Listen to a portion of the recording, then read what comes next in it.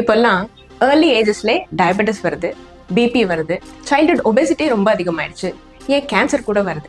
இதெல்லாம் ஏன்னு பார்த்தோம்னா ஸ்ட்ரெஸ் அப்படின்னு ஈஸியாக சொல்லிடுவாங்க. சரி, ஸ்ட்ரெஸ் ஏன் வருது? ஸ்ட்ரெஸ் வந்து ஒரு தராசு மாதிரிங்க. நம்ம டே டு டே லைஃப்பை நார்மலாக லீட் பண்ணணும் அப்படின்றதுக்காக நம்ம எமோஷன்ஸை சப்ரெஸ் பண்ணிகிட்டே வரோம். எமோஷன்ஸை சப்ரெஸ் பண்ண என்ன ஆகும்? ஸ்ட்ரெஸ் அதிகமாகும். So basically stress is because of the imbalance between day to day life and our inability to maintain emotional health. என்னதான் எம்பிபிஎஸ் எம்டி படித்த டாக்டராக இருந்தாலும் emotional problems can cause physical issues அப்படின்னு எனக்கே நான் கண்டுபிடிக்கிறதுக்கு ரொம்ப நாள் ஆச்சுங்க. ஒரு எக்ஸாம்பிள் சொல்கிறேன் கேளுங்க. கொரோனா டைமில் நான் பப்ளிக் ஹெல்த்தில் இருக்கிறதுனால டே அண்ட் நைட் ஒர்க் பண்ண வேண்டியதுங்க. வீட்டுக்கே வர முடியல. இதனால என்ன ஆச்சு? Family side I had problems, work side also I had lot of problem. கொஞ்சமாக பேக் பெயின் அதிகமாகி I reach to state where I could not get out of the bed. பெட்லேருந்து எழுந்துக்கலாமா வேணாமா அப்படின்னு யோசிக்கிற அளவுக்கு சிவியர் பெயின். சரி, என்னன்னு எம்ஆர்ஐ எடுத்து பார்த்தா எம்ஆர்ஐயில் கொஞ்சம் ப்ராப்ளம்ஸ் இருந்தது. அதுக்குன்னு மாத்திரை எடுத்தேன். எந்த மாத்திரை எடுத்துமே என்னோட பேக் பெயின் சரியாகல.